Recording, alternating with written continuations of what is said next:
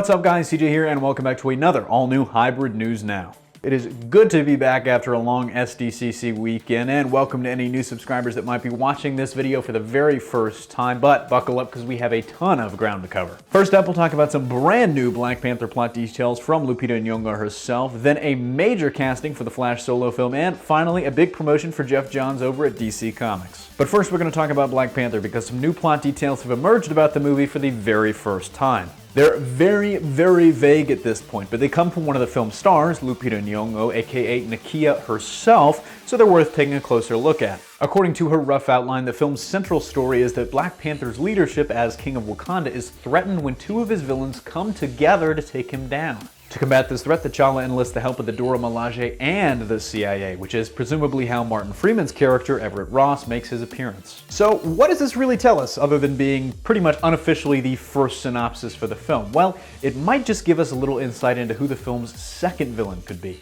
As it was announced at SDCC, Michael B. Jordan's villainous character will be Eric Killmonger, a revolutionary leader from the comics who's tried time and time again to depose T'Challa to take power himself. Oh, and he's more than a match for T'Challa physically too, in case you were wondering. But the other villain mentioned in Lupita's information, well, that's actually probably going to be someone we've seen before. You remember this guy from Age of Ultron? Ulysses Klaue, South African vibranium smuggler with a Wakandan brand on his neck?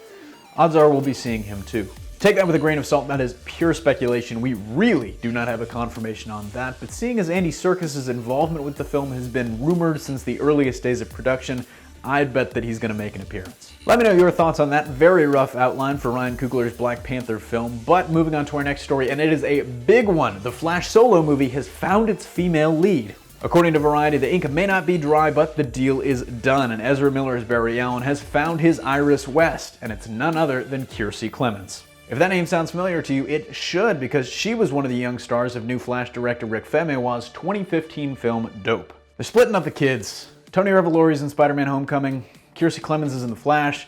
At this rate, Shameik Moore is going to be an X-Man by next month. But they shouldn't come as a huge shock. I mean, according to various reports, she was the top candidate for the role since casting began. The main question now is how the character will be used in the film. Clemons is only 22, so odds are we're going to see something a little closer to what the TV show's done with Iris, where she's more of an aspiring journalist than an established one. So, common question of the day, if you were directing the Flash movie, how would you use Iris West? And in our last story of the day, Geoff Johns just keeps moving on up over at DC Comics. The experienced writer has landed himself a brand new gig over at the comics giant almost 6.5 years after he was named Chief Creative Officer in 2010. That's right, just yesterday, Johns was confirmed to now be president of DC Entertainment to go along with his CCO job. Or rather, he's more of a co-president, as he still reports to current DC Entertainment president Diane Nelson. According to Rich Johnston over at Bleeding Cool, who actually broke the story yesterday, the move was made several months ago when he was handed the reins to the DC film slate with John Berg in the post-BVS shakeup. But there's still really no word yet on what this means for Johns and his responsibilities. I mean, as Johnston noted, in all the new DC comics that just came out today, he's still listed as CCO, but hopefully we'll get a clearer idea of his role moving forward in the next couple of weeks. But that brings us to the end of another HNN. Thanks for watching. Don't forget to smash that like if you like what you saw, subscribe for more great content every single day, and consider supporting us on Patreon for exclusive goodies like access to all episodes of CBVS of Season 5, 11 days before they're going to hit YouTube. Signing off, this is CJ, and I'll see you next time.